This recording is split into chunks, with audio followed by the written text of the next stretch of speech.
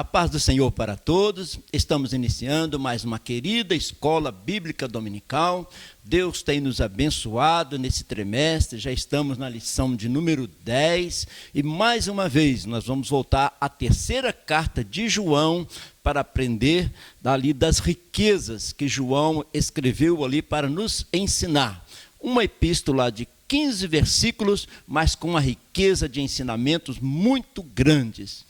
Então, nós estamos estudando a terceira epístola de João, onde ele acentua muito a verdade, o amor, buscando a fraternidade cristã. E nós adentramos a essa carta para aprender mais e mais. Então, vamos conhecer a terceira carta de João, tão pequena, parece tão simples, mas tão profunda em ensinamento. A terceira carta de João foi escrita devido a um drama missionário que aconteceu no início da igreja, há quase 2000 anos. Então, a igreja tinha um dirigente chamado Gaio, um auxiliar chamado Demétrio, outro auxiliar chamado Diótrefes, e surgiu uma situação difícil, e essa carta, ela nos ensina muito e tem ensinamento para os dias de hoje. E quem escreveu essa carta? O apóstolo João. O apóstolo João é o discípulo do amor, e ele com muita sabedoria, com muito entendimento, foi conversando com o Gaio, foi conversando com o Demétrio, foi conversando com o Diótrefes e mostrou para eles a necessidade de viver em verdade e em amor, para que a fraternidade fortalecesse na igreja primitiva. Então, hoje nós estamos estudando a lição de número 10, que tem por título: O verdadeiro discípulo glorifica a Deus. Se vocês perceberam, todas as nossas lições falam do verdadeiro discípulo. O que é que o autor da nossa revista quer nos ensinar? Que nós descobramos e conhecemos o que é ser um verdadeiro discípulo do Senhor. E essas lições têm sido muito ricas. Hoje, na lição número 10, nós vamos ver o discípulo que glorifica a Deus. Então, glorificando a Deus com palavras e atitudes, é a nossa lição de hoje. Glorificando a Deus não somente com palavras, mas também com atitudes, porque as nossas atitudes falam mais alto do que as nossas palavras. O texto áureo desta lição está em Mateus 23, versículo 12, muito conhecido nosso. E o que a si mesmo se exalta será humilhado, e o que a si mesmo se humilhar será exaltado. Um trocadilho muito interessante que a gente encontra muito no livro de Provérbios. Então, repetindo: o que a si mesmo se exalta será humilhado, e o que a si mesmo se humilha será exaltado. Esta é a posição do verdadeiro cristão, sempre humilde na presença do Senhor, que Ele a seu tempo nos exalta. Então, falando de humildade, o maior empecilho para um homem se dobrar diante de Deus é o orgulho. A condição para um homem desfrutar do agir de Deus em sua vida é a humildade. Então nós vemos aqui o orgulho e a humildade. O orgulho atrapalha, é um empecilho na vida cristã, enquanto que a humildade é uma grande virtude onde Deus tem possibilidade de agir na vida do cristão. A nossa verdade aplicada também é muito importante. O discípulo de Cristo deve ser exemplo para o rebanho, deve ser exemplo para as outras pessoas, de um viver coerente com os princípios para a glória de Deus. Tem que haver uma coerência entre aquilo que nós falamos e aquilo que nós vivemos. Se nós dermos este exemplo, nós estaremos glorificando a Deus. Assim, conhecer os princípios bíblicos e praticá-los é o caminho para alcançar as bênçãos de Deus. Muitas vezes nós voltamos a nossa atenção para as bênçãos de Deus, mas conhecer os princípios bíblicos e praticá-los é o caminho para alcançar as bênçãos de Deus. Se nós entramos por este caminho da obediência, nós alcançamos as bênçãos de Deus. O texto de referência para hoje também importantíssimo. E amam os primeiros lugares, Jesus referindo-se aos fariseus daquela época. E amam os primeiros lugares nas ceias, as primeiras cadeiras nas sinagogas e as saudações na praça, e os serem chamados pelos homens de Rabi, Rabi. Vós, porém, não quereis ser chamados Rabi, porque um só é o vosso mestre, a saber, Cristo, e todos vós sois irmãos, e a ninguém na terra chameis vosso Pai, porque um só é o vosso Pai, o qual está nos céus. Nem vos chameis mestres, porque um só é o vosso mestre, que é Cristo.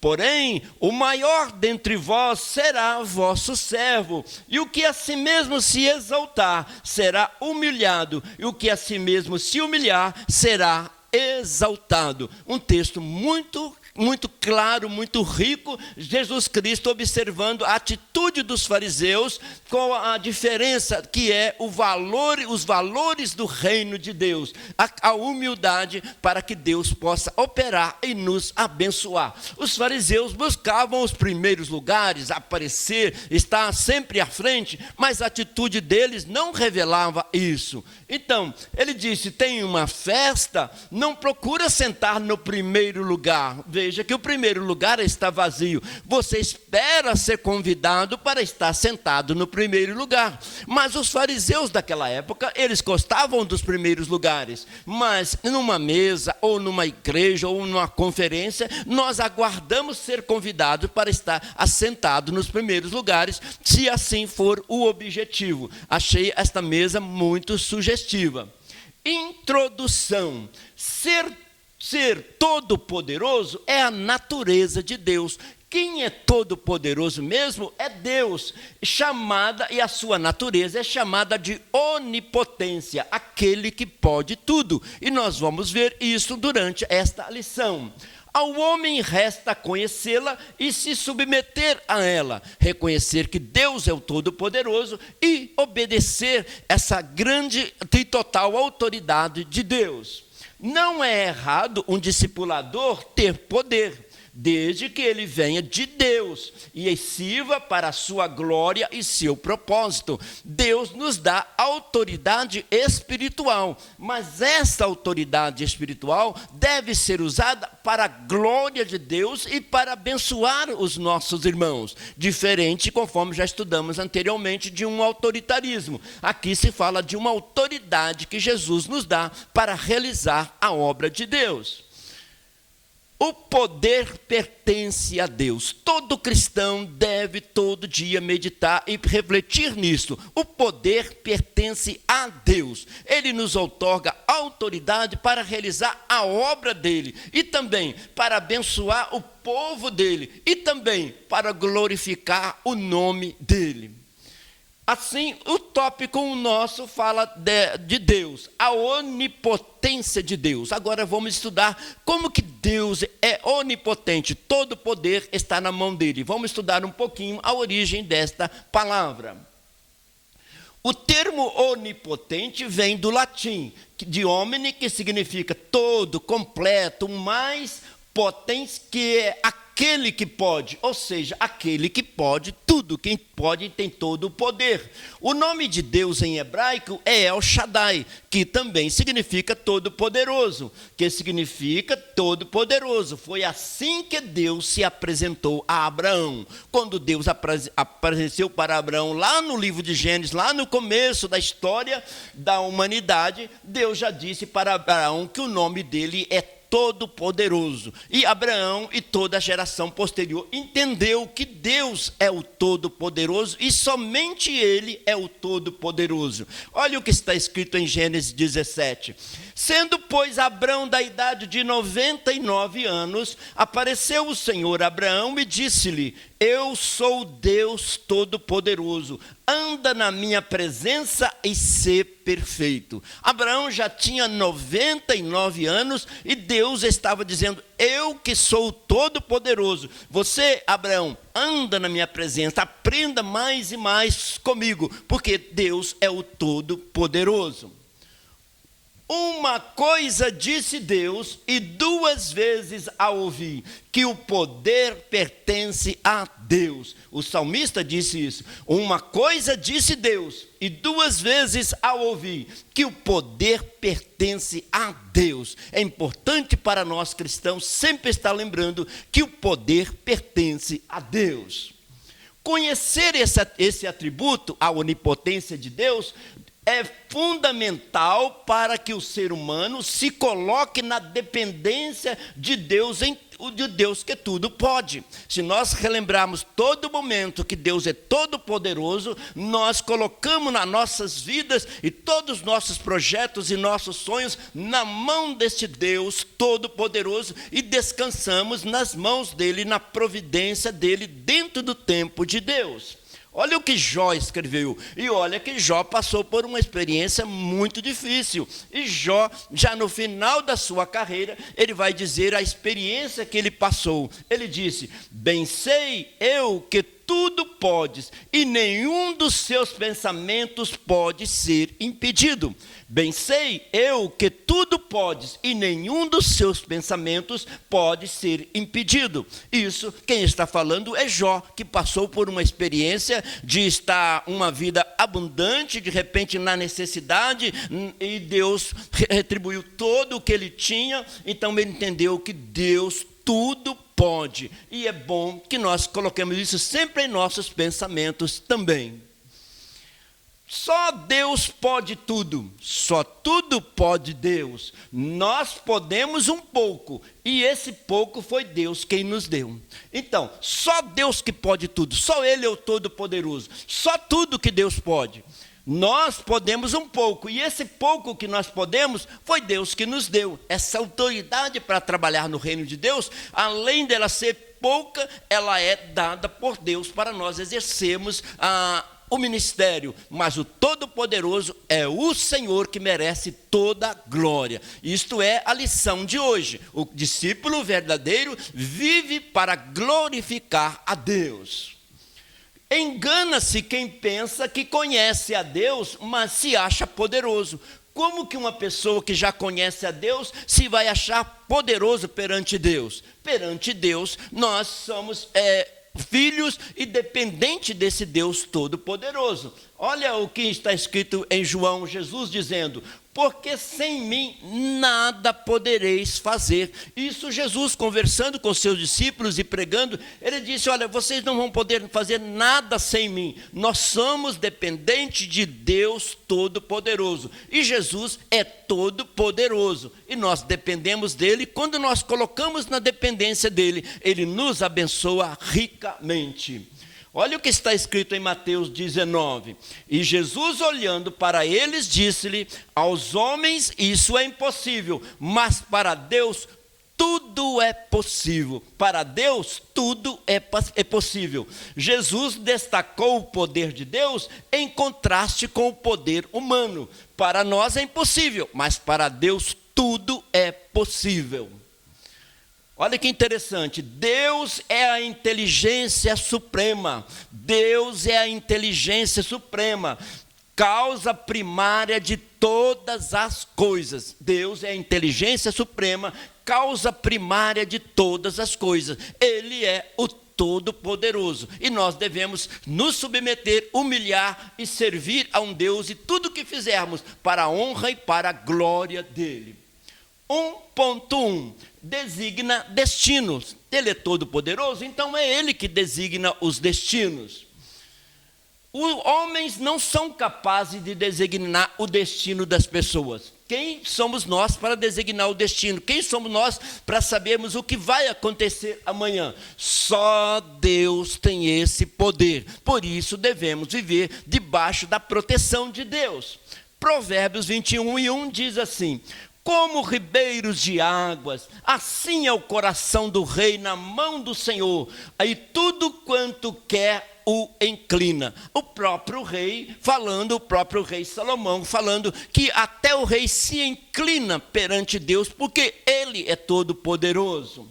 Deus usa para a sua glória e poder. A capacidade que ele nos dá é para glorificar o nome dele. Olha o que está escrito em Filipenses: porque Deus é o que opera em vós, tanto o querer como o efetuar, segundo a sua boa vontade. Então, Paulo, escrevendo à igreja de Filipenses, ele disse isso. É Deus que coloca em nós esta vontade, esse desejo de servir a Ele. E também nos capacita para fazer a realizar a vontade de Deus na ministração do Evangelho, na expansão do reino de Deus. Deus opera tanto o querer como o efetuar. Ele coloca em nosso coração o desejo de fazer algo no reino de Deus e também Ele nos dá capacidade para realizar. Deus está no controle de tudo, mesmo tudo não sendo a sua vontade. Então, tem muitas coisas que acontecem na vontade permissiva de Deus, mas Deus continua no controle de tudo. E sem dúvida, nós teremos um final feliz e direcionado por Deus, porque nós estamos dispostos a fazer a vontade de Deus, expandir o reino de Deus e glorificar o nome de Deus. A maior mudança de destino foi quando Deus enviou o seu Filho para salvar o homem do inferno, portanto, vinculada à eternidade. Se o Filho de Deus não viesse a este mundo para nos salvar, o nosso destino seria um destino catastrófico, conforme a palavra nos orienta. Mas a vinda de Jesus a este mundo mudou o nosso destino. O nosso destino agora é rumo à eternidade. Isto para aqueles que aceitaram Jesus como seu Salvador. Entender que todos nós somos pecadores, que Jesus pagou um alto preço na cruz do Calvário, e aquele alto preço agradou a Deus Pai, e se nós cremos em Jesus como nosso Salvador, agora nós temos o nosso nome escrito no livro da vida e vamos passar a eternidade com Deus. Olha João 3,16, o versículo mais lido em todos os idiomas, em todas as nações. Porque Deus amou o mundo de tal maneira que deu o seu Filho unigênito, para que todo aquele que nele crê não pereça, mas tenha a vida eterna. O nosso destino final foi modificado porque Jesus veio como um presente de Deus para nos dar a vida eterna. Jesus, o restaurador da vida, não só a vida espiritual, que é muito importante passar a eternidade com Deus, mas também uma restauração em todos os sentidos, uma cura completa da nossa vida física, psicológica e espiritual, e passar a eternidade com o Senhor. Jesus é o restaurador da vida. Homens com sede de poder estão com seu coração nas coisas desta terra. Então, pessoas que estão com sede de poder, mas estamos estudando que todo poder pertence a Deus. Nós somos submissos e obedientes a Ele. Olha o que diz lá em Mateus, Jesus falando: porque onde estiver o vosso tesouro, aí estará também o seu coração. Se o meu tesouro for coisas espirituais, o meu coração vai voltar para as coisas espirituais que são eternas, não as materiais que são passageiras. Como o Diótrefes, que nós estamos estudando esse trimestre, o Diótrefes que procurava ardentemente ser conhecido como uma pessoa mais importante naquela igreja local. Então, o Diótrefes acabou se destacando negativamente, porque ele se sentia todo cheio de poder, e com isso ele destacou negativamente, e a carta de João foi para instruí-lo, para repreendê-lo e lembrá-lo que Deus é que é o Todo-Poderoso, que a igreja é do Senhor. Como eu posso investir nesse tesouro, no tesouro espiritual? Como eu posso fazer? Usar tudo que temos para a glória de Deus, assim como está escrito em Timóteo: pratique o bem, seja rico de boas obras, seja generoso, seja pronto em repartir. Quer investir no reino de Deus? Pratique o bem, seja rico de boas obras, seja generoso, seja pronto em repartir. É assim você estará investindo no reino de Deus. 1.2. Promove a santidade. Deus agindo em nossas vidas, promove a santidade, que é um processo que nós estamos a cada dia buscando nos santificar na presença do Senhor.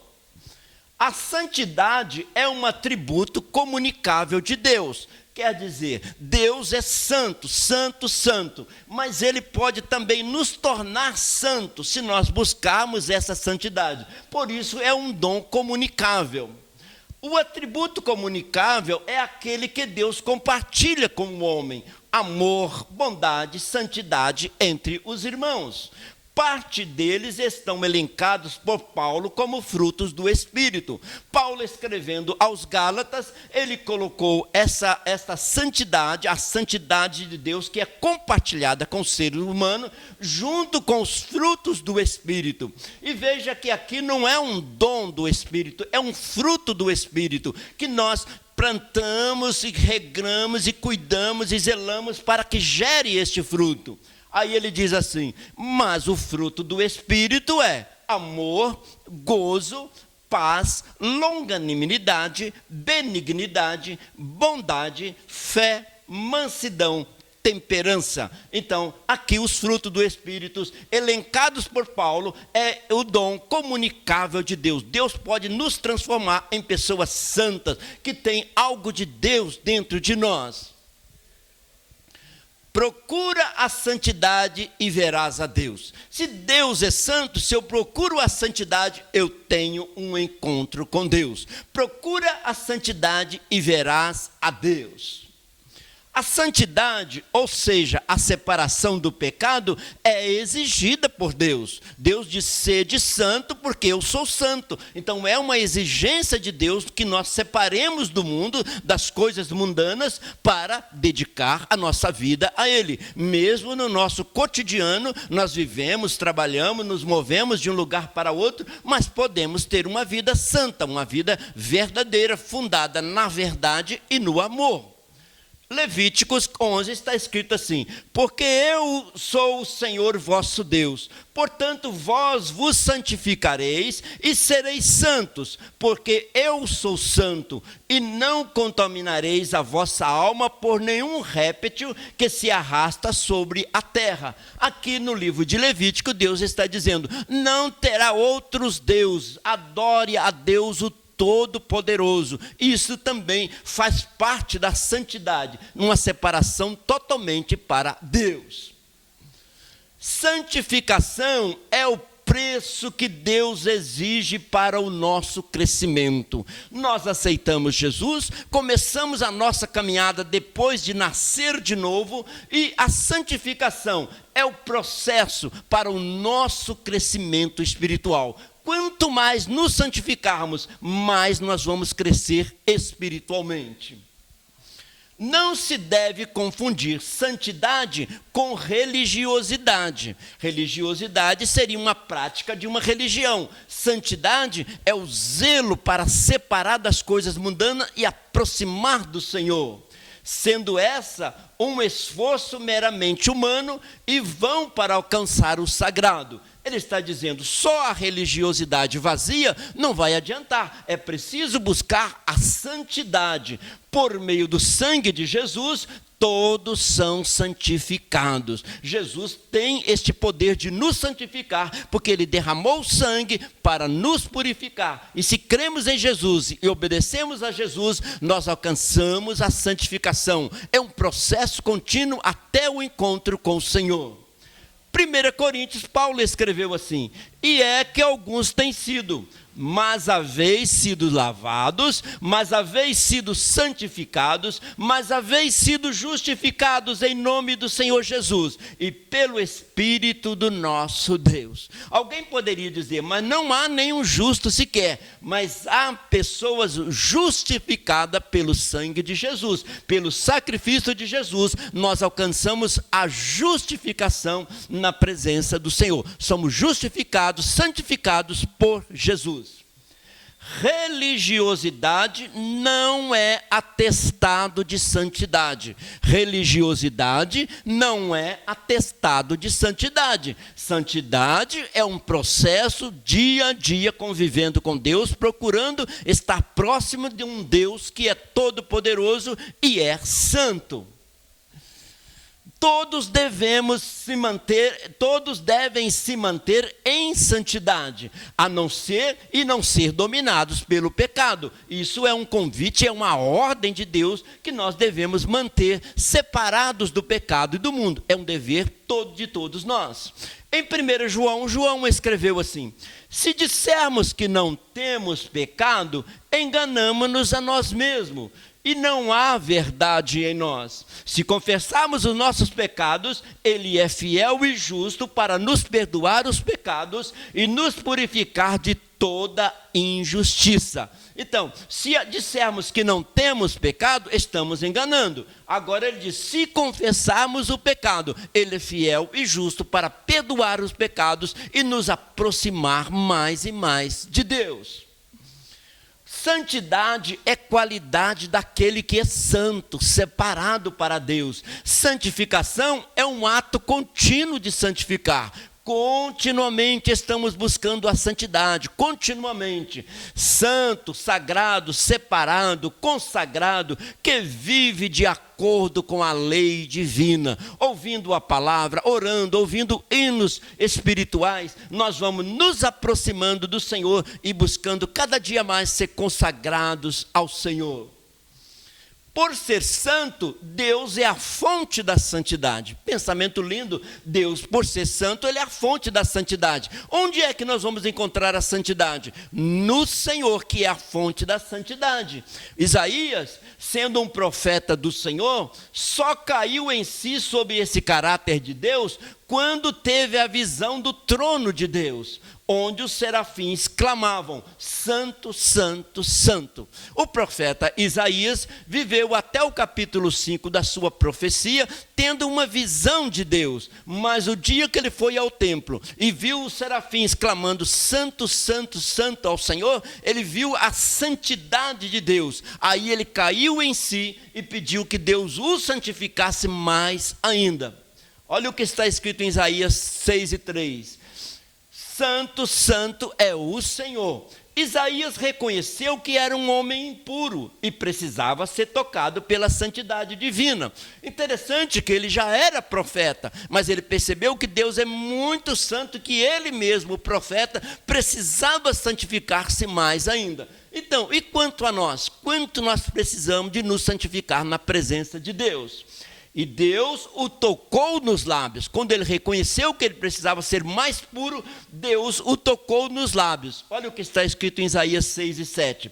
Eis que isto tocou os meus lábios, e a tua iniquidade foi tirada, e purificado o teu pecado. Quando Isaías reconheceu que precisava de purificação, o anjo veio, trouxe com fogo do altar, queimou, purificou. Isaías se sentiu purificado naquela visão, e a vida de Isaías mudou muito mais, a intimidade dele com Deus. Então, Isaías se viu diante da majestade de Deus, e quando ele viu a majestade de Deus, ele pediu mais santificação, porque Deus é santo. Este é o tópico da nossa lição nesta manhã. 1.3. Tem poder para exaltar. Deus é todo poderoso, Ele tem poder para exaltar, se nós mantivermos humildes na presença dEle, conforme estamos estudando. Exaltar no original do grego é upso, que significa elevar às alturas, elevar aos extremos da opulência e prosperidade, elevar a dignidade, a honra, a fidelidade. Então Deus diz, se você mantiver humilde, Ele tem poder para nos exaltar no tempo certo, para um propósito certo. É uma ação divina que afeta a vida natural e a vida espiritual. Pode ser exaltado no sentido material, no sentido espiritual, no sentido ministerial, espiritual, psicológico. Deus é todo poderoso. Ele pega aqueles humildes e quer exaltar e colocar eles em altas posições para glorificar o nome dele. Aquele que desce na presença de Deus humilhado, subirá por ele exaltado. Aquele que desce na presença de Deus humilhado, subirá por ele exaltado. Aí vamos voltar ao mesmo tema nosso. Aquele que humilha, Deus exalta para a honra e glória do nome dele. Só é alvo desta bênção, da exaltação, quem reconhece o poder de Deus e se humilha perante Deus. Humilhou, Deus tem poder para exaltar no tempo certo. Mateus 23 está escrito assim: e o que a si mesmo se exaltar, será humilhado. E o que a si mesmo se humilhar, será exaltado. Isto é promessa de Deus Todo-Poderoso. Deus resiste aos soberbos como o Diótrefes. Estamos estudando nessa lição alguns personagens. Uma epístola tão pequena, mas tem o João, que escreveu a carta com todo o amor. O Gaio, que dirigia a igreja com todo o amor. O Demétrio, que ajudava, um ajudante que tinha positivamente muitas características. E o Diótrefes, que tinha um pensamento de ser ele o poderoso. Então o Diótrefes precisou de aprender muitas coisas, principalmente que todo poderoso é só o Senhor.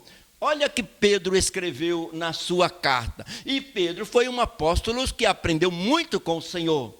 Revesti-vos de humildade, porque Deus resiste aos soberbos, mas dá graça aos humildes. Quem é que recebe a graça do Senhor? Os humildes. Quem se humilha na presença do Senhor, Deus dá graça, dá sabedoria e abençoa materialmente diversas áreas das nossas vidas. Humildade e reverência ao Senhor trazem riqueza, honra e vida como recompensa. Está no livro de Provérbios. Humildade e reverência ao Senhor trazem riqueza, honra e vida como recompensa. É uma promessa de Deus no livro de Provérbios. Pior do que a falta de humildade é a falsa humildade. Muito importante esse trocadilho aqui. Pior do que a falta de humildade é a falsa humildade, que leva a pessoa a se sentir orgulhosa de estar agindo de um modo humilde. A pessoa pensa que está agindo de uma maneira humilde, mas não está. Isto é uma falsa humildade. É pior ainda do que a falta de humildade. Por isso precisamos colocar tudo diante do Senhor e lembrar, Ele é todo poderoso. Ele conhece o nosso interior, as nossas intenções, o nosso coração. A falsa humildade é tão perigosa quanto a arrogância. Olha, interessante, a falsa humildade é tão perigosa quanto a arrogância. A única diferença é que uma se esconde e a outra se mostra. A falsa humildade se esconde, mas a arrogância se mostra, ela aparece. Muito importante nós estarmos meditando em pensamentos assim para o fortalecimento da nossa fé.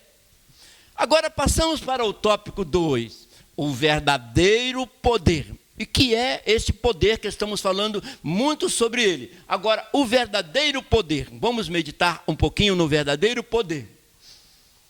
Jesus veio mostrar o verdadeiro poder.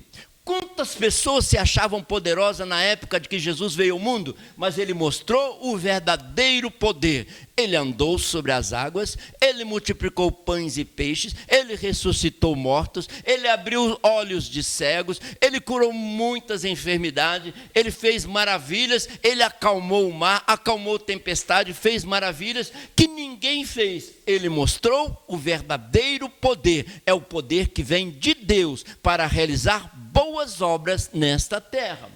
Na contramão do mundo, lógico, na contramão do mundo, porque os valores do mundo são inversos em relação aos valores do reino de Deus. Esse poder está associado a um coração dedicado, um coração incorruptível, atitudes generosas, solidariedade junto aos que sofrem.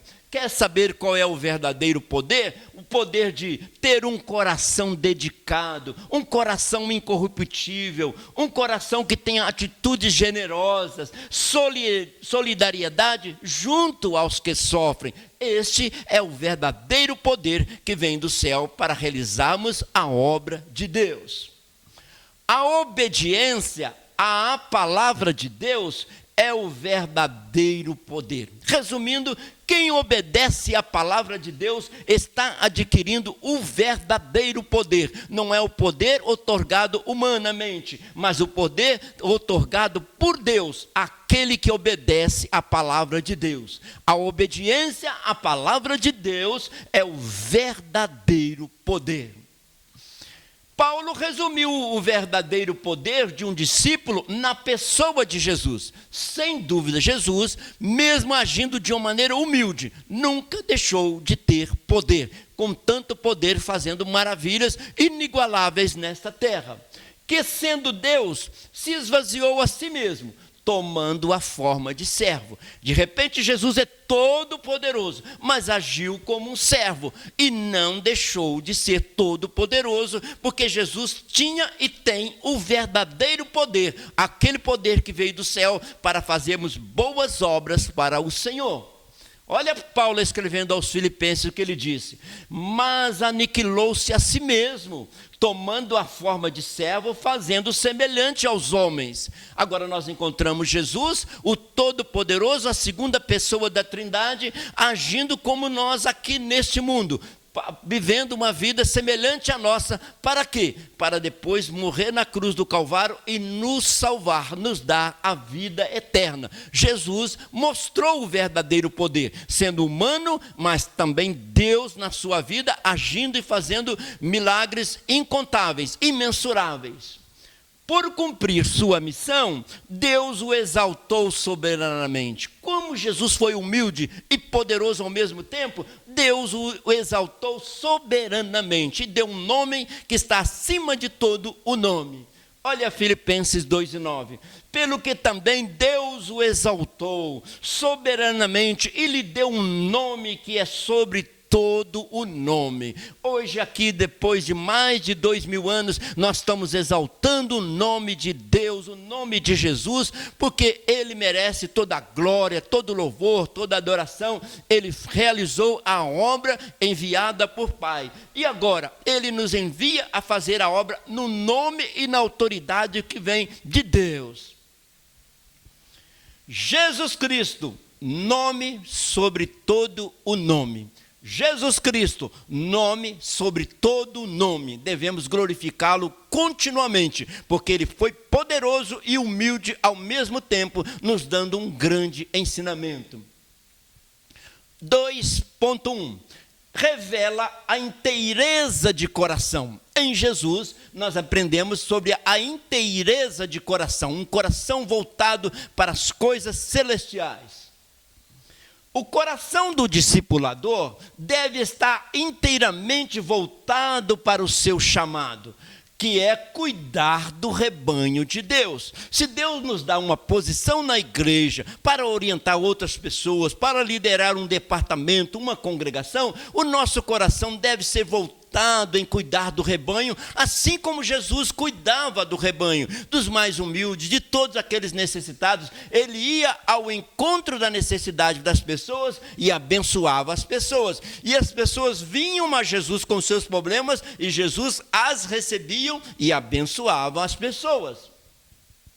Pedro, escrevendo uma das suas cartas, ele disse: apacentai o rebanho de Deus que está entre vós, tendo cuidado dele não por força, mas voluntariamente, nem por top ganância, mas de ânimo pronto. Se Deus nos deu uma posição de liderança dentro da igreja, vamos agir de ânimo pronto, não como torpe ganância, mas sabendo que o rebanho é do Senhor e a autoridade quem deu para nós realizarmos aquele trabalho também foi o Senhor. A Ele toda a glória e toda a honra. pastoreai o rebanho de Deus. Pastoreai o rebanho de Deus. Quem está falando é o próprio Pedro, na unção do Espírito Santo, um grande apóstolo que serviu ao Senhor. Pastoreai o rebanho de Deus, sempre lembrando que aquelas ovelhas, que as pessoas que estão ali conosco, são rebanhos, são pessoas de Jesus. Os religiosos estavam presos ao status dos seus cargos, que faziam questão de exibir. Eles faziam questão de exibir, principalmente ali os fariseus. Eles queriam exibir uma posição de santidade e não fazia aquilo que estava na palavra para fazer. Então Jesus entrou ensinando e mostrando que a religiosidade deles não era santidade, mas a verdadeira santidade é servir ao Senhor, ao rebanho do Senhor. E o pior é que o amor deles estava na exibição. Eles se preocupavam mais em exibir-se do que realizar a obra de Deus, que é o mais importante, enquanto que Jesus nos ensinou a ser o contrário, fazer a obra de Deus não pensando em exibição, mas abençoar o próximo. Mateus 23, Jesus diz: e amam os primeiros lugares nas ceias e as primeiras cadeiras na sinagoga. Nós já vimos numa ilustração anterior que eles querem os primeiros lugares. Então, devemos fazer a obra do Senhor com amor, não almejando aparecer ou qualquer tipo de exibição. Olha que pensamento interessante. Cuidado com as normalidades do mundo.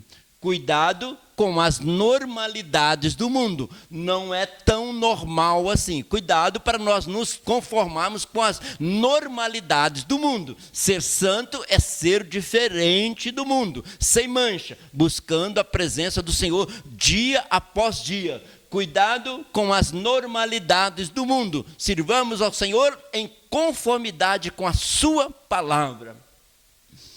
João serviu com amor. Olha o que está escrito em João 21, 20. E Pedro, voltando-se, viu que o seguia aquele discípulo a quem Jesus amava, e o que na ceia se recostara também sobre o seu peito. Na última Páscoa, na instituição da Santa Ceia, João encostou nos peitos de Jesus. Então João tinha uma intimidade muito grande. E quando Jesus estava conversando com Pedro, aí o João veio também seguindo Jesus. E ele estava percebendo que havia uma intimidade muito grande entre João e Jesus. E essa era muito importante, porque João entendeu a mensagem do reino. E ele pregou o evangelho do reino. E ele escreveu essa terceira carta que nós estudamos nesse trimestre. Então João tinha autoridade para falar de amor ao próximo, porque ele viveu isso no seu dia a dia. João alertou também, o próprio João alertou, porque ele tinha um bom relacionamento, um maduro com Jesus Cristo. Ele também alertou: aquele que não ama, não conhece a Deus, porque Deus é amor. Não é que Deus tenha amor, Deus é o próprio amor. E João viveu isso ao lado de Jesus, tanto é que ele é chamado o discípulo do amor, de tão obediente que ele era ao Senhor. E agora, hoje, em 2023, ele está escrevendo para nós uma carta falando sobre o amor e a verdade, porque se praticarmos a verdade e o amor, nós vamos viver em fraternidade. Servo por amor. Servo por amor. Não está servindo por obrigação ou por imposição nenhuma. Está de livre e espontânea vontade, servindo por amor, por gratidão, por tudo aquilo que Deus tem feito por nós. Servo por amor. Deus busca líderes segundo o seu coração. Deus quer líderes liderando com o amor de Deus. Primeiro livro de Samuel, também na escolha de um rei, Deus falou através da sua palavra. já tem buscado o Senhor para si um homem segundo o seu coração, e já lhe tem ordenado o Senhor que seja chefe sobre o seu povo. Então, nesta época, Saul era o rei de Israel, mas Deus já tinha ungido Davi segundo o coração de Deus para realizar a obra de ser um rei segundo o coração de Deus. Então, Deus quer líderes segundo o coração dele, pensando o que Jesus faria. Então, vamos fazer aquilo que Jesus agrada que nós façamos. Davi, um homem segundo o coração de Deus, foi ungido no meio da sua família, foi ungido na tribo de Judá, na tribo de Judá, foi ungido sobre o rei de Israel. 3 vezes ele foi ungido e teve um reino próspero, porque ele foi segundo o coração de Deus. 2.2 é o agente do bem. Então, uma pessoa que tem Deus em sua vida, ele é o agente do bem. Ele não só quer receber o bem, ele quer agir e quer promover o bem. A bondade é a essência de Deus. A bondade é a essência de Deus. Deus é bom, Deus é amor, ele é a bondade. Olha o que está escrito em Marcos. E Jesus lhe disse: por que me chamas bom? Ninguém há bom senão um que é Deus. Quando Jesus encontrou com aquele jovem rico, ele chamou Jesus de bom, mas ele estava olhando para Jesus como um mestre, como um pregador, como um professor. Ele não estava entendendo que Jesus é Deus, a segunda pessoa da Trindade. Aí Jesus disse para ele: bom é Deus. Se você estiver entendendo que eu sou a segunda pessoa da Trindade, então estaria certo. Mas ele estava olhando para Jesus como um grande líder e não como Deus. Se ele entendesse isso, Deus é amor, bom é Deus.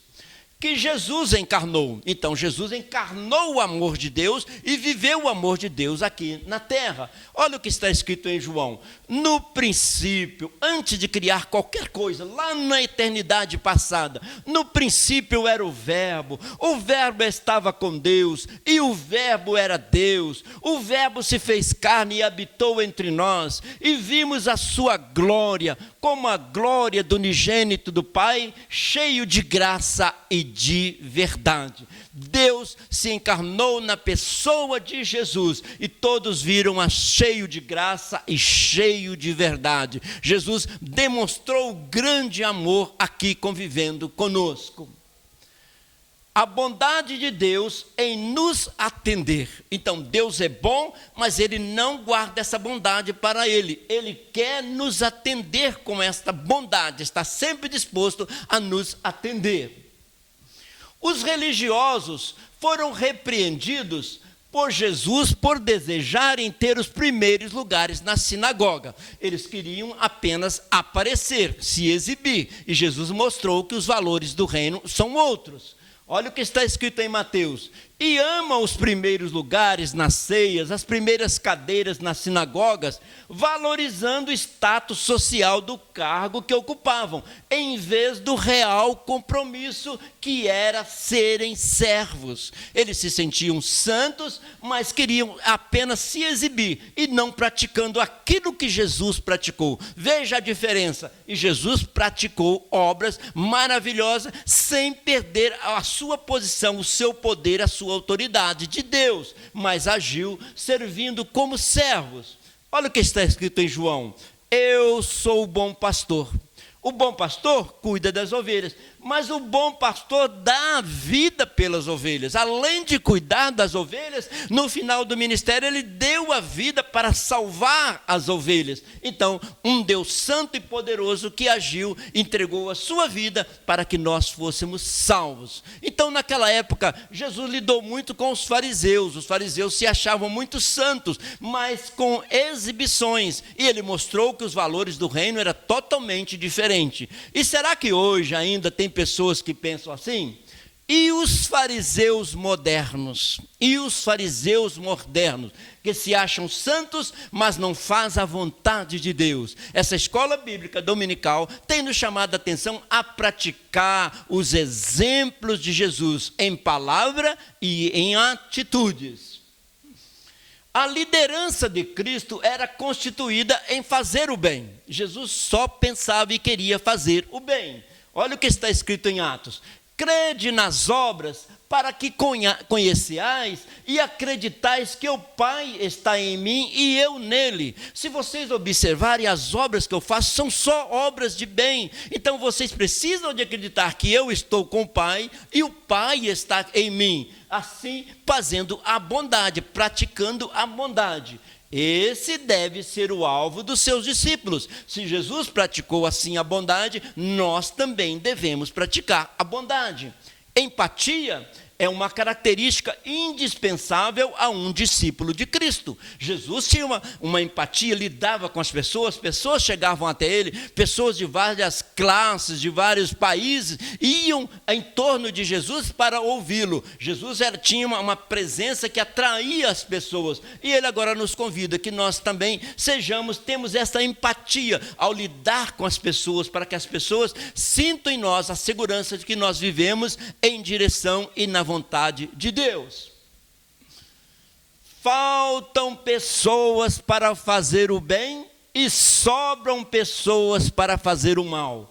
Mas se Jesus Cristo na sua vida for real, você fará o bem até aos que fazem o mal. Repetindo, faltam pessoas para fazer o bem e sobram pessoas para fazer o mal. Mas se Jesus Cristo na sua vida for real, você fará o bem até aqueles que te fazem mal. Este é o ensinamento de Jesus. Colocar-se no lugar do outro revela o autêntico servo que age com o amor. É sentir a dor que o outro está sentindo, passar o que ele está passando. Isso vai nos motivar a fazer algo em favor de alguém. Jesus designou 70 discípulos para esse tipo de missão. Olha o que está escrito em Lucas. Depois disso, designou o Senhor ainda outros 70. Primeiro ele enviou os 12, numa missão mais curta, menor. Depois ele enviou os 70, e eles foram de 2 em 2 também. Mas aí a missão foi bem maior. Ele disse assim: e depois disso, designou o Senhor ainda outros 70, e mandou-os adiante da sua face, de 2 em 2, a todas as cidades e lugares aonde ele havia de vir. E o que eles deveriam fazer? Curai os enfermos que nela houver, e dizei-lhes, é chegado a vós o reino de Deus. E esses 70 foram espalhando, levando a mensagem de 2 em 2, porque um ajudando o outro, e eles foram levando. Aqueles 70 saíram anunciando o reino de Deus. Mas fazer esse bem não deve ser motivo de exibicionismo. Fazer para a glória de Deus, fazer para a glória de Deus. Lucas escreveu, mas não vos alegreis porque se vos sujeitam os espíritos. Alegrai-vos antes por estar o vosso nome escrito nos céus.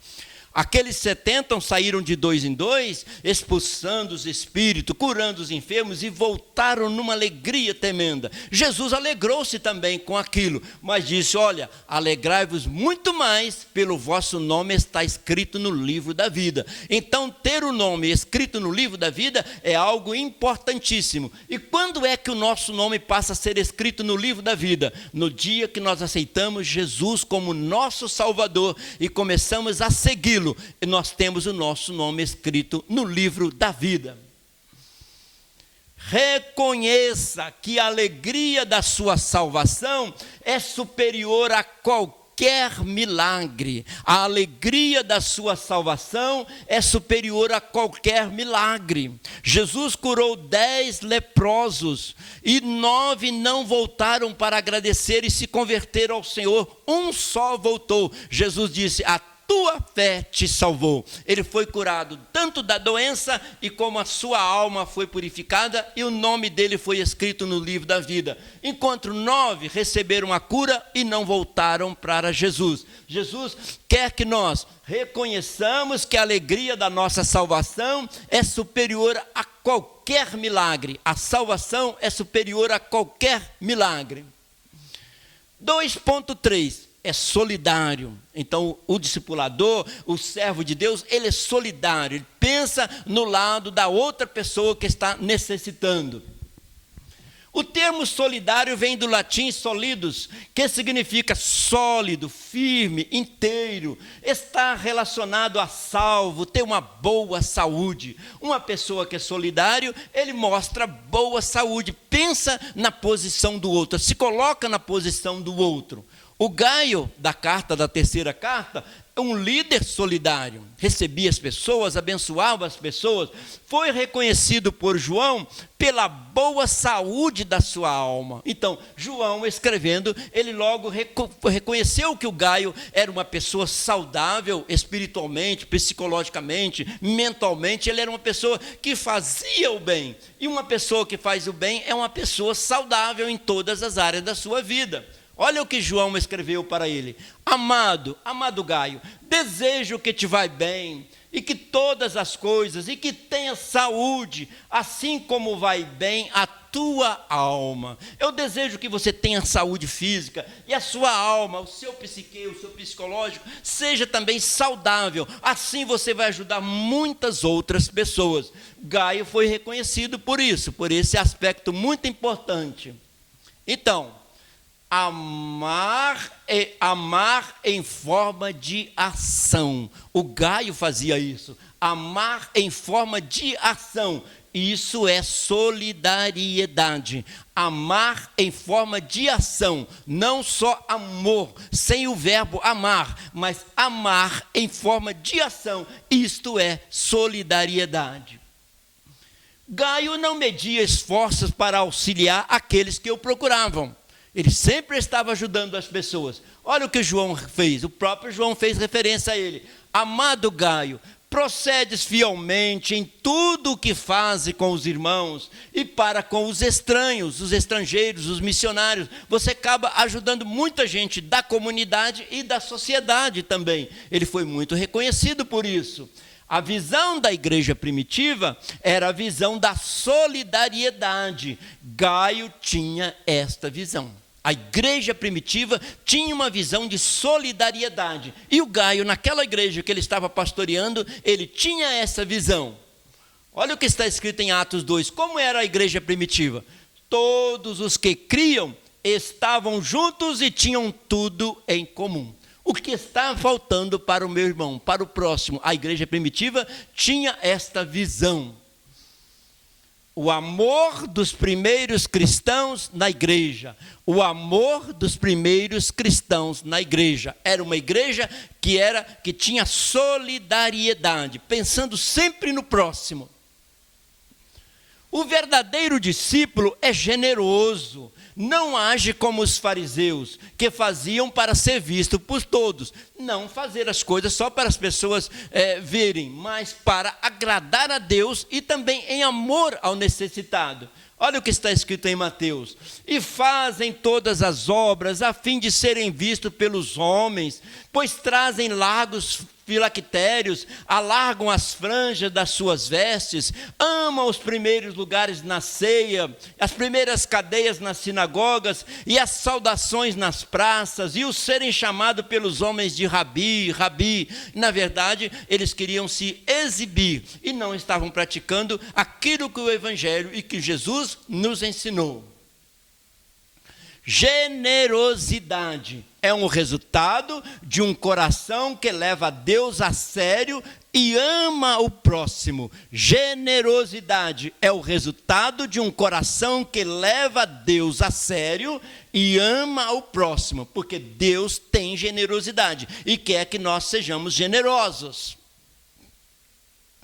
Os fariseus sentavam nas primeiras fileiras, mas não eram reconhecidos por servir solidariamente. Eles se destacavam no aparecer, mas na hora de agir em prol de alguém, eles não agiam. Aí João escreveu a sua terceira carta falando sobre isso, que em presença da igreja testificaram do teu amor, aos quais se conduzires como é digno para com Deus, bem farás. Então, João elogiou Gaio porque ele estava vivendo como a igreja primitiva vivia. Ele não estava pensando nos primeiros lugares, ele estava pensando em fazer a obra de Deus. O mau discípulo é egoísta, como o Diótrefes. É um problema para a igreja. Então, o Diótrefes era um problema para aquela igreja. O Gaio dedicava, o Demétrio dedicava com amor, João reconhecia, a própria igreja reconhecia, mas o Diótrefes queria apenas se exibir e não fazia a obra de Deus. Então, essa pequena carta tem ensinamentos riquíssimos para nós, elogiando o que é certo e repreendendo aquilo que não agrada a Deus. Olha que pensamento interessante. Intolerância, arrogância, desprezo e egocentrismo, e isso é o que os religiosos faziam naquela época. Fariseus eram assim. Amor, perdão, diálogo e sabedoria, isso é o que os cristãos fazem. Jesus é assim. Podemos repetir? Intolerância, arrogância, desprezo, egocentrismo, e isso é o que os religiosos faziam. Os fariseus eram assim. Amor, perdão, diálogo e sabedoria, isso é o que os cristãos fazem. Jesus é assim. Então, queridos, agora vamos para o tópico 3 da nossa lição, e nós vamos ter muitos ensinamentos práticos aqui nesse tópico 3, ele é mais resumido, mas bem objetivo, para que os ensinamentos fiquem bem gravados em nossos corações. Então, tópico 3, maus discípulos que têm sede de poder são pessoas com crise. Se uma pessoa tem sede de poder, ele está em crise, porque todo o poder pertence a Deus. O discípulo deve dar toda a honra e toda a glória ao poder de Deus. Como o Diótrefes, que fazia, eles buscavam impor a sua autoridade. Então, eram pessoas que, como o Diótrefes, queriam impor a autoridade, não amar, dedicar, usar o dom que Deus deu para ajudar o próximo. Ensina-me a depender de ti. Isso o cristão tem que estar todo dia conversando com Deus. Deus, ensina-me a depender de ti. Não vou fazer algo, não pelos meus méritos, mas pela dependência que eu tenho de Deus. E Deus, sabendo disso, vai nos capacitar para fazer a obra dele. A ausência de submissão fez com que este mau discípulo desrespeitasse a sua liderança. E de repente o Diótrefes já estava desrespeitando o Gaio, o próprio João, que era o apóstolo do amor, ele não dava atenção. Então, por causa de quê? A falta de submissão. Não entregava as cartas escritas por João à igreja local e se recusava a receber o próprio João. Então o João disse, eu tenho vontade de escrever mais coisas para vocês, mas o Diótrefes não recebe, e ele também não recebe nem a mim. Então o Diótrefes estava recusando a sua liderança espiritual, que tinha algo importante para passar para ele. E isso porque o apóstolo João, o apóstolo do amor, tinha muito que aprender com João.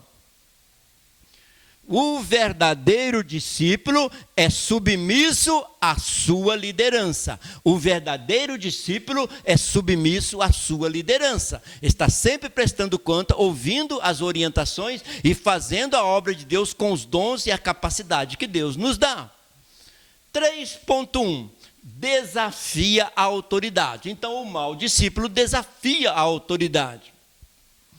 O desejo de primazia que Diótrefes tinha, o fazia desafiar a autoridade espiritual que estava sobre o seu ministério, o apóstolo João. Então, ele tinha tanto aquele espírito de ter o poder, que ele não obedecia nem às orientações do apóstolo João. E isso mostrava a sua arrogância e o seu destemor. Era assim que era o Diótrefes. Então, o Diótrefes não tinha a mesma atitude altruísta, pensar no outro, de doar ao próximo sem esperar nada em troca. Diótrefes era ambicioso e arrogante. Ele destacou-se nessa carta negativamente, mas nós devemos buscar em Deus, nós sermos destacados positivamente. Há um pensamento que é muito bom a gente lembrar. Não seja lembrado pelos problemas que você causou, mas seja lembrado pelos problemas que você solucionou. Hoje estamos aqui há mais de 2000 anos, lembrando dos problemas que o Diótrefes trouxe, e lembrando dos problemas que João e Gaio e Demétrio solucionaram, que nós sejamos lembrados pelos problemas que nós solucionamos em nome de Jesus. Jesus deixou claro que aqueles religiosos adoravam ser chamados de rabi.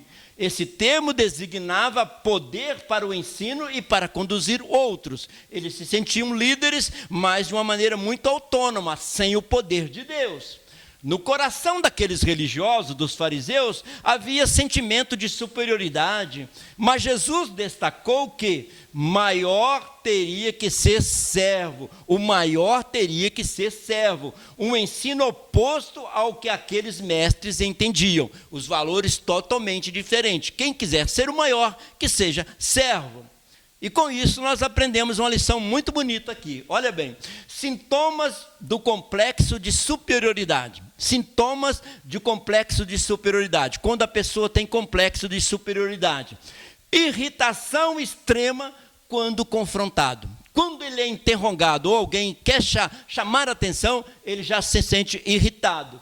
Necessidade de ser reconhecido. Ele quer ser sempre reconhecido.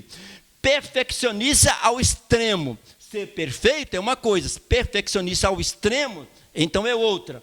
Não aceita os seus erros, para ele está sempre certo. Afastamento social, está procurando ser isolado.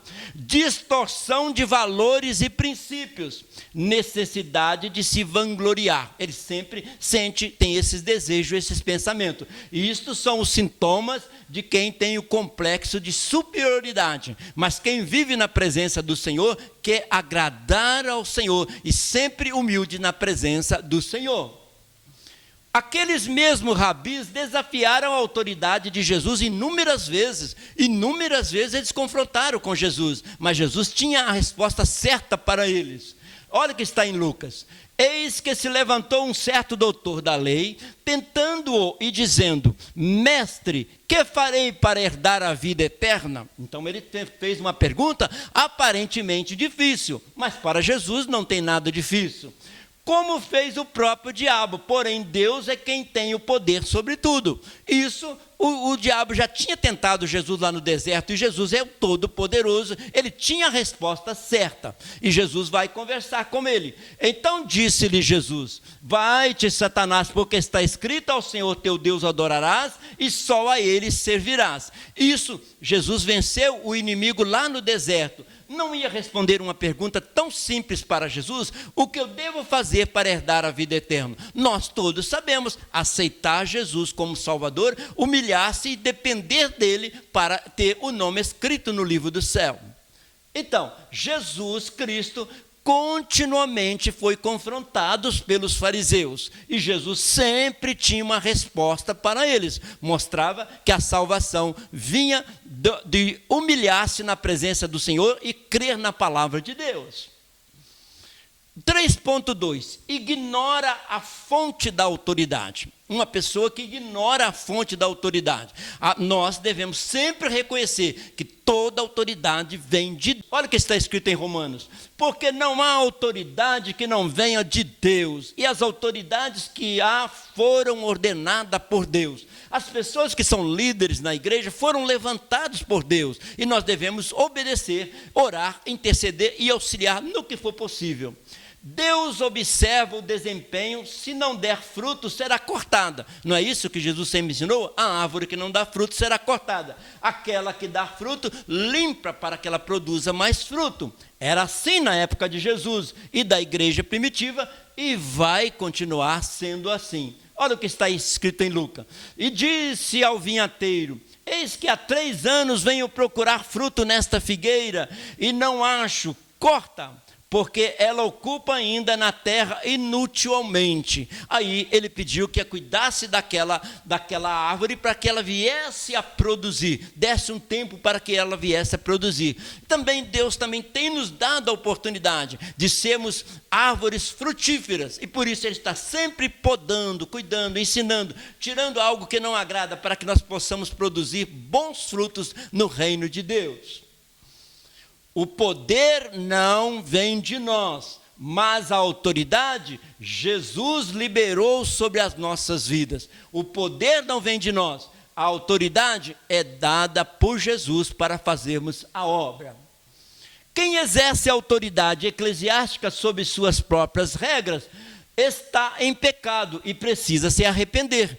No reino é de Deus, as ovelhas é de Deus, a palavra é de Deus. Então nós temos que trabalhar na autoridade dada por Deus. Olha o que João escreveu: se confessarmos os nossos pecados, Ele é fiel e justo para nos perdoar e os pecados, e nos purificar de toda injustiça. Se estou trabalhando para Deus até o dia de hoje, e agora eu aprendi que eu devo ser mais obediente, mais humilde, é só chegar perto do Senhor, que Ele trabalha nessa árvore, tira o que não agrada, e nós possamos dar frutos para a glória e honra do nome do Senhor. Ao não mostrar arrependimento por seu abuso de poder, o Diótrefes mostrou sua arrogância e orgulho. Como ele não obedecia o seu líder local, o apóstolo que ele estava submisso, então ele acabou demonstrando que ele era um arrogante e precisava dar um jeito de chegar perto do Senhor e aprender o verdadeiro significado de discípulo. Perdão. Temos essa virtude para dar e receber.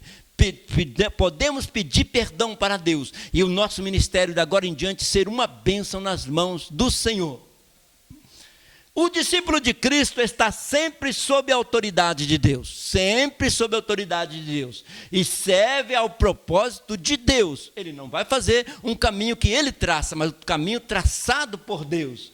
Olha que Paulo escreveu aos Colossenses: porque nele foram criadas todas as coisas que há nos céus e na terra, visíveis e invisíveis, sejam tronos, sejam dominações, sejam principados, sejam potestades, tudo foi criado por ele e para ele. Nós devemos toda a submissão e obediência a Deus, porque tudo foi criado por ele e para a glória dele.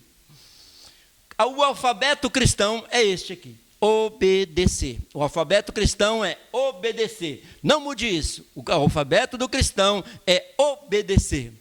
3.3, e já encerrando a nossa querida escola bíblica dominical. Não serve de exemplo. O mau discípulo não serve de exemplo. O discípulo cujas atitudes não inspiram o rebanho de Deus, não serve e é mau. É isso que nós estamos estudando nessa lição. Jesus disse que o discípulo deve ser julgado pelos seus frutos. Nós sabemos isso, pelos frutos conhece a árvore. Então, em Mateus está escrito: por seus frutos o conhecereis. Porventura colhem uvas de espinheiros ou figos de abrolhos? Então, pelos frutos nós conhecemos o discípulo. É importante que Deus está olhando para isso também, que possamos dar frutos e glorificar o nome do Senhor. Uma pessoa de Deus é conhecida pelos frutos, não por suas palavras, pelos frutos, não pelas palavras. Quem quer apenas se mostrar santo, entre aspas, para a multidão, não passa de um religioso. Jesus disse que será humilhado. Olha o que está escrito em Mateus: e o que a si mesmo se exaltar será humilhado, e o que a si mesmo se humilhar será exaltado. Isso por Deus. Olha que pensamento importante. Santidade que não manifesta o caráter de Jesus Cristo por meio do fruto do Espírito Santo não é santidade, é religiosidade vazia e inútil. Então, se é uma religiosidade vazia e inútil, não dá fruto para a glória de Deus. Mas quem se humilha sob a autoridade de Deus é exaltado por seus pares, como foram os discípulos Gaio e Demétrio. Não só o João ele elogiou Gaio e Demétrio, mas a própria igreja, a própria verdade falavam bem deles dois. Assim, tenha fé no Pai, e cada humilhação de hoje será uma exaltação amanhã. Hoje nós nos humilhamos e a exaltação vem amanhã. Tudo está sob o controle de Deus. Encerrando a nossa querida escola bíblica dominical, nós vamos só a relembrar que no tópico 1 nós estudamos a onipotência de Deus, a onipotência divina. Deus é onipotente.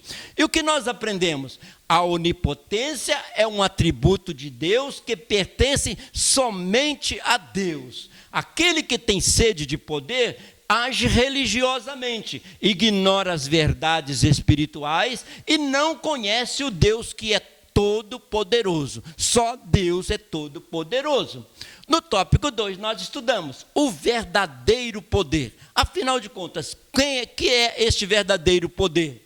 Aprendemos que o poder não está em valores que o mundo reconhece, mas naqueles que foram vividos e ensinados por Jesus. Os verdadeiros valores foram ensinados por Jesus. No tópico 3, nós estudamos discípulos em crise. E como tem discípulos em crise? Precisam ser saudáveis para dar bons frutos. Assim nós aprendemos, as crises dos discípulos surgem quando os discípulos ignoram seus chamados ministeriais dentro dos critérios estabelecidos por Deus. Se a pessoa ignora o que Deus ensinou, acaba sendo um mau discípulo, porque não está fazendo aquilo que Deus gostaria que fizesse, o que está escrito na sua palavra. Eles criam as suas próprias regras, vivem em rebeldia a Deus e às autoridades constituídas por Deus. Mas se a pessoa repensar direitinho, voltar para Deus, ele vai produzir frutos que agrada a Deus, que agrada a sua liderança. Agora então podemos fazer a conclusão muito fácil. Um cristão autêntico, puro, jamais será bem-sucedido por seus próprios méritos, jamais pelos próprios méritos, pois tornará egoísta e insensível, porque o coração do homem é corrupto. O verdadeiro e legítimo reconhecimento que um cristão pode ter é reconhecer o Deus Todo-Poderoso revelado na pessoa de Jesus e expressar uma vida de santidade. Reconhece que Deus é Todo-Poderoso, que o Todo-Poderoso revelou-se na pessoa de Jesus e expressa uma vida de santidade. Isso é o verdadeiro discípulo. Então, para concluir, suas escolhas estão na direção de Deus? Suas escolhas estão na direção de Deus depois dessa meditação tão bonita desta manhã? O verdadeiro discípulo glorifica a Deus. A nossa escolha tem que ser para glorificar a Deus. E se nós estivermos glorificando a Deus, estaremos vivendo na visão do Todo-Poderoso. Estamos vivendo aquilo que Deus gostaria que nós vivêssemos. Então, o Deus Todo-Poderoso, o Deus Todo-Poderoso, sempre lembrar disso, amém? A Deus toda honra e toda glória. Deus nos capacita para a sua obra, mas toda honra e toda glória pertence ao Senhor.